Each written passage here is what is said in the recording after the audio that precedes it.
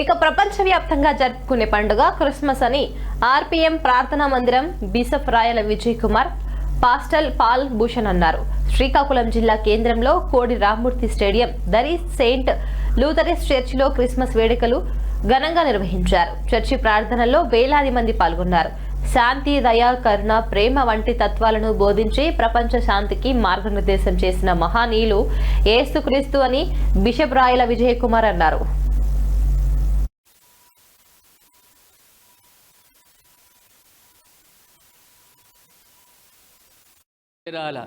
విజయ్ కుమార్ పిఐఎంఐ వారి తరపున ఈ సందేశాన్ని అందిస్తూ ఉన్నాము.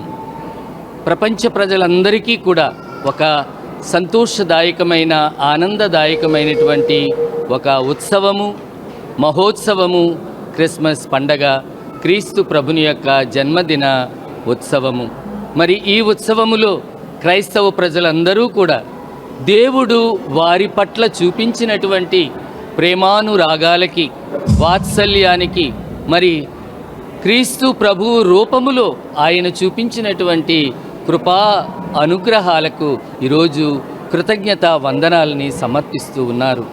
దేవుడు గొప్పవాడు, మానవాళిని ప్రేమించువాడు, సర్వవేళ సర్వవస్థల యందును కూడా సర్వ మానవాళి యొక్క క్షేమమును, భద్రతను, ఎదుగుదలను, సంతోషమును కోరినటువంటి వాడు. క్రిస్మస్ పండగలో సర్వేజన సుఖనోభవంతు అన్నటువంటి మన పెద్దల యొక్క వాక్కు నెరవేరుతూ ఉన్నది. మరి క్రైస్తవ ప్రజలందరూ కూడా నెల రోజులుగా వారు క్రిస్మస్ గీతాలను ఆలపిస్తూ, క్యారల్స్ను పాడుకుంటూ, మేలుకొలుపులు చేసుకుంటూ ఈ యొక్క క్రీస్తుని యొక్క పండగను కొనియాడటానికి సిద్ధపడి ఉన్నారు. మరి ఈరోజు ప్రత్యేక విధముగా అర్ధరాత్రి పూజలో ఆయన జన్మమును కొనియాడారు. ఈ ప్రాతకాల సమయములో మహోత్సవాన్ని వారు కొనియాడారు. క్రైస్తవుల యొక్క ప్రధాన భావన ఈ వాక్యములో ఉన్నది.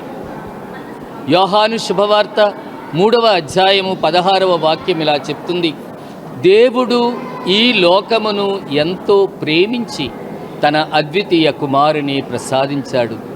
ఆయన యందు విశ్వాసముంచువాడు నాశనము చెందక నిత్య జీవమును పొందుటకై, మోక్ష ప్రాప్తిని పొందుటకై దేవుడు తన కుమారుని పంపించాడు.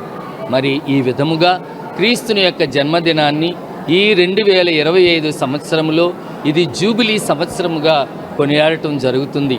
అందువలన క్రైస్తవ ప్రజలందరూ కూడా ఆనంద హృదయాలతో మన యొక్క దేశాన్ని, మన యొక్క రాష్ట్రాలను, మన యొక్క